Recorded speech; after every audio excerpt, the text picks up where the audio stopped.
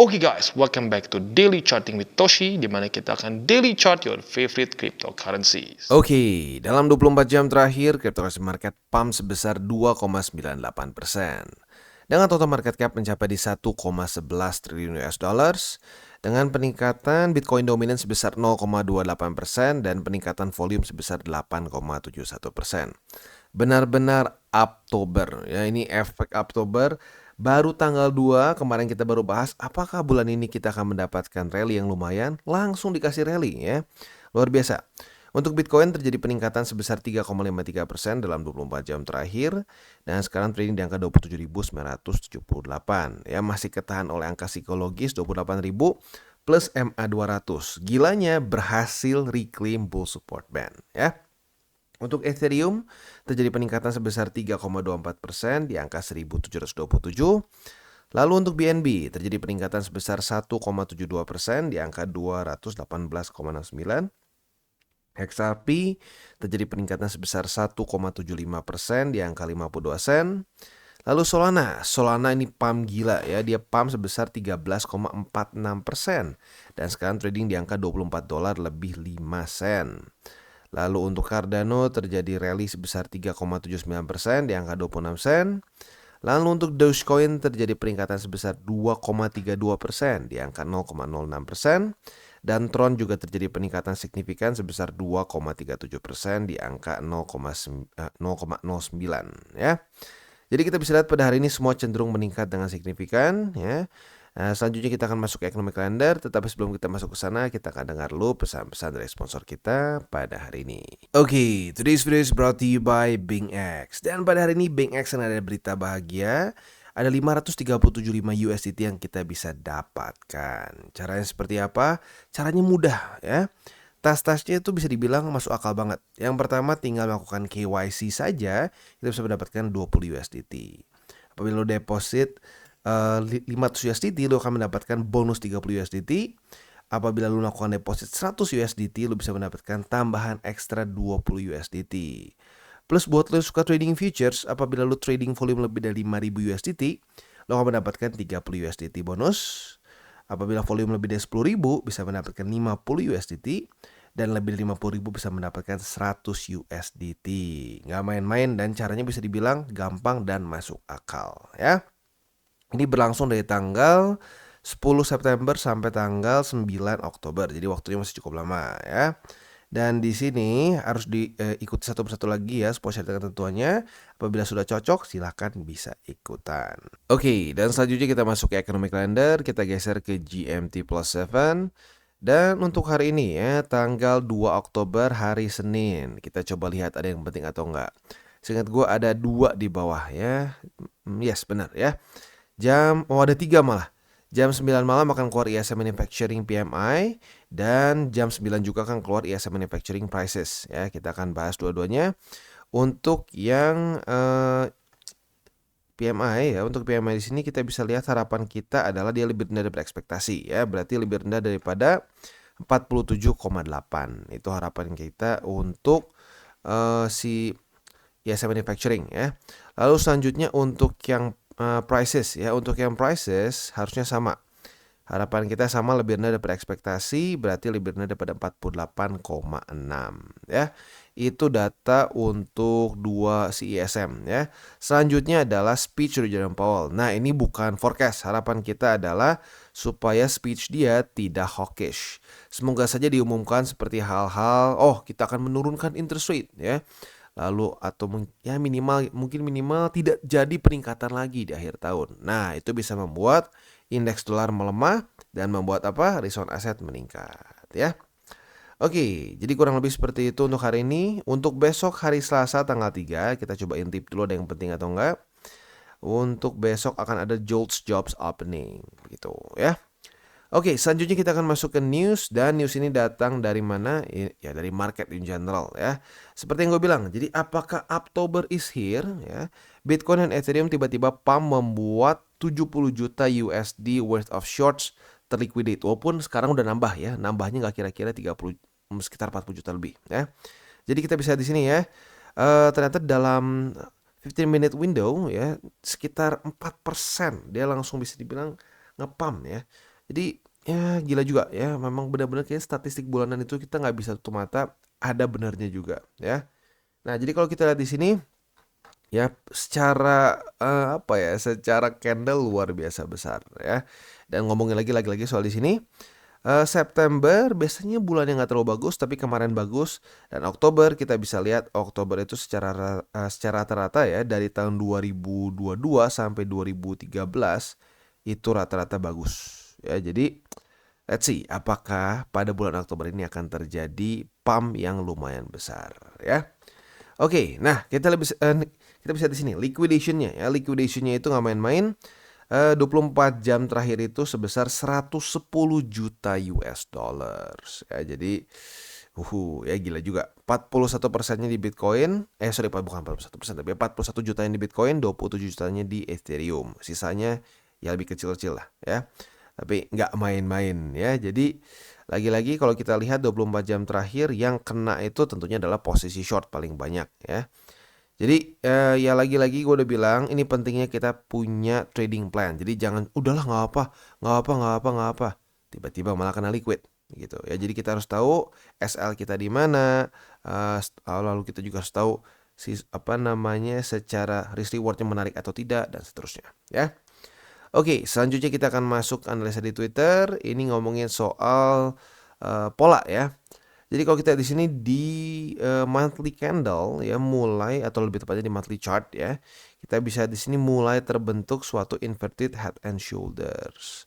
Jadi apakah ya mungkin nih jangan-jangan kita udah kalau lanjut lagi ke bullish momentum ya, kita bisa retest ke all time high, mungkin nanti turun lagi di sini ya, shoulder ke sini nih, berarti shoulder di kanan baru bisa tembus. Nah, kalau kayak gini asik banget ya. Kita bisa TP dulu di all time high, udah gitu kita akumulasi lagi saat dia drop ke shoulder di sini, naik lagi ya.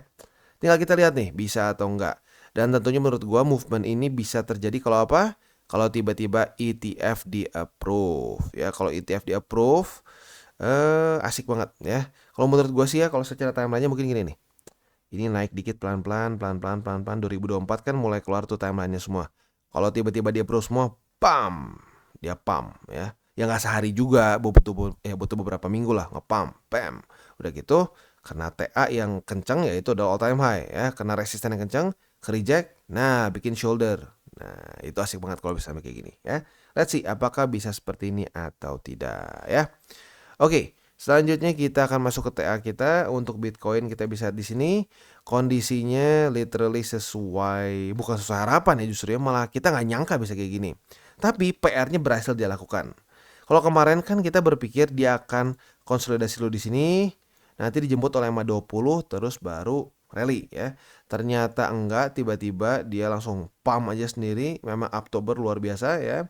Dan membuat suatu higher high ya. Kita bisa di sini ini mulai ada perubahan momentum ya. Tadinya momentum bearish membuat lower low, lower high, lower low, lower high, lower low. Sekarang membuat suatu higher high ya, higher low, higher high lagi. Nah, ya. Nah, tetapi bukan berarti PR-nya semua sudah selesai, ini waktunya cuma naik doang. Enggak ya. Kita bisa di sini ada EMA 200 daily, ada juga 28.000 sebagai resisten ya. Resisten psikologis dan juga memang resisten di sini ya. Dan yang lebih besar lagi adalah di weekly. Di weekly memang dia berhasil menaklukkan bull spot band. Ini jujurnya gue kaget ya. Gue kaget dia berhasil menaklukkan bull spot band. Dan di hari terakhir, ini kalau kalau balap tuh kesannya dia udah bakal ketinggalan, tiba-tiba di belokan terakhir dia tikung dan dia menang ya. Karena literally kemarin hari Minggu masih jauh dari sini, masih reject.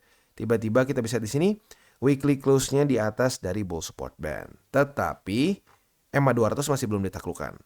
Nah, jadi PR-nya untuk di weekly adalah apa? Yang pertama adalah bertahan dulu, buktikan dia bisa bertahan di atas dari bull support band. Karena jujur ini walaupun reclaim tapi tipis banget ya. Kalau tipis seperti ini kemungkinan jebol lagi ke bawahnya masih lumayan besar. Jadi kita berharap minggu ini dia bisa bertahan dulu minimal di atas dari bull support band. Yang kedua, kalau bisa sekalian weekly close di atas juga dari MA 200. Kalau itu sudah terjadi, nah itu jauh lebih enak ya. Kalau udah kayak gitu lebih enggak ini bisa bertahan atau enggak sih gitu ya. Udah kayak gitu, kemungkinan kita bisa lanjut lagi retest ke daerah sini nih, ke daerah 30 ribuan lagi ya. Jadi kurang lebih seperti itu untuk Bitcoin. Untuk indeks dolar kita bisa di sini terjadi, sebenarnya dibilang terjadi movement yang besar enggak ya. Berarti peningkatan ini atau rally ini benar-benar spesifik untuk Bitcoin ya, karena Oktober maybe ya. Karena kalau kita di sini Nasdaq, lalu S&P, Dow Jones malah koreksi ya. Jadi lagi-lagi ini pump eksklusif sepertinya untuk kripto saja ya. Nah, untuk indeks dolar harapan gue apa? Ya masih sama, kita tetap berharap dia tetap bearish ya. Semoga saja dia bisa tembus 105,62, jadikan ini sebagai resisten dan membuat lower low lagi ya. Itu harapan gue untuk indeks dolar ya.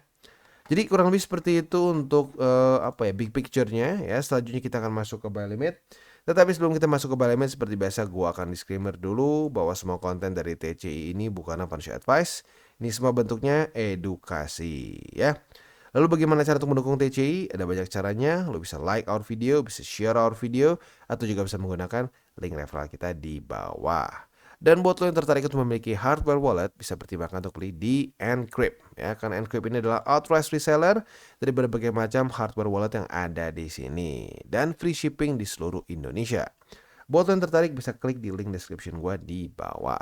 Dan sekarang kita masuk ke Bitcoin. Untuk Bitcoin kita bisa di sini buy limit belum ada perubahan ya, karena memang walaupun pump dengan lumayan signifikan, tapi kita bisa di sini secara struktur belum ada reclaim ya. Jadi buy limit pertama masih di EMA 20 di 26.762, buy limit kedua di 26.412 dan buy limit ketiga di 26.032 USD ya.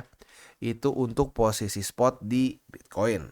Nah, untuk posisi futuresnya kita bisa di sini dia kemarin tembus ya, tembus 2 resisten.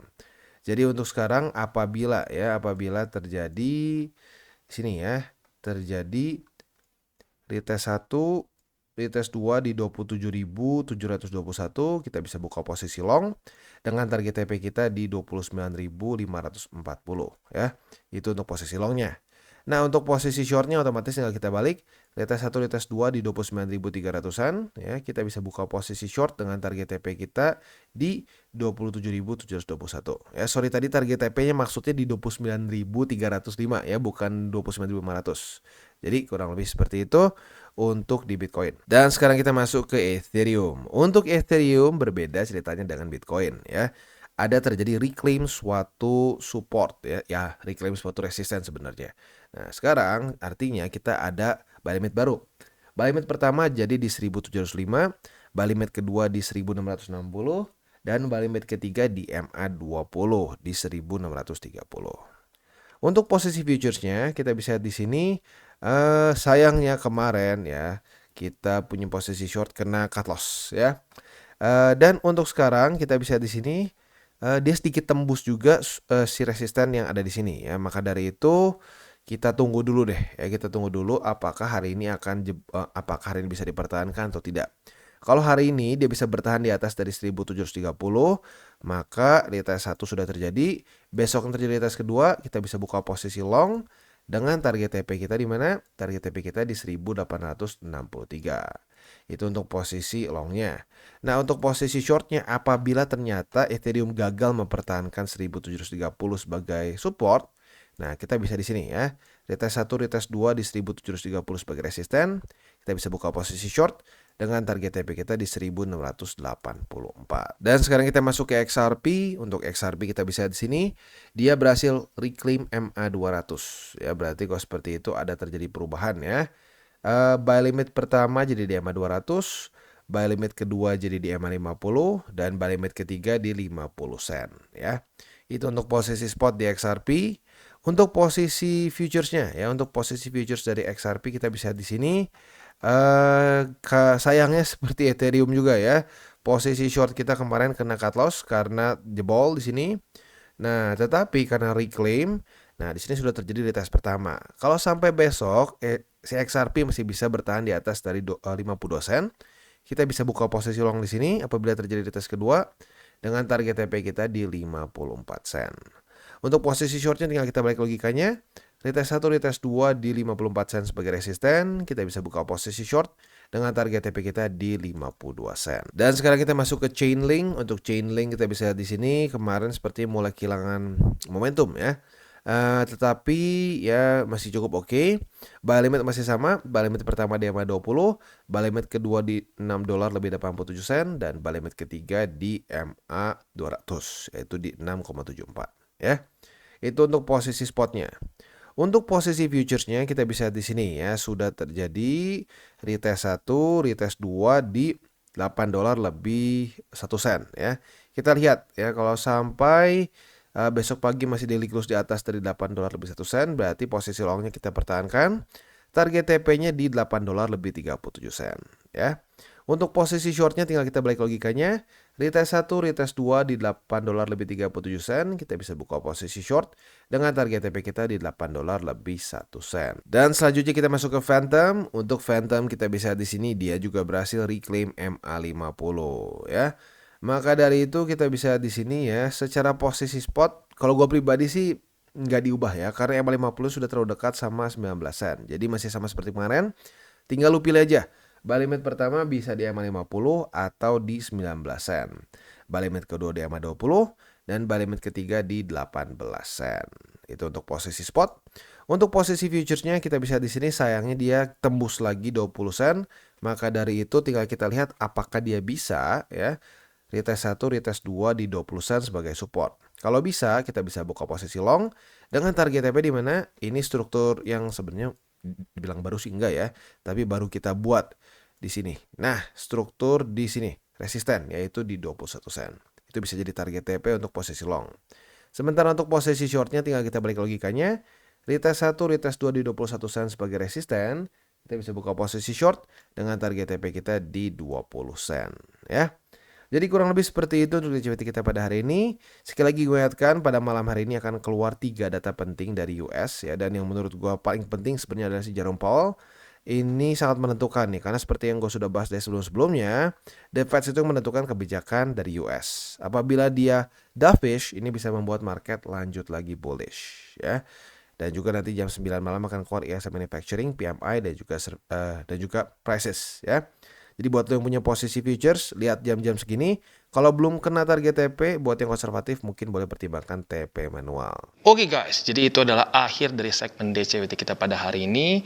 Dan jangan lupa, bagi kalian yang merasakan manfaat dari segmen ini, jangan lupa untuk share ke teman-teman kalian.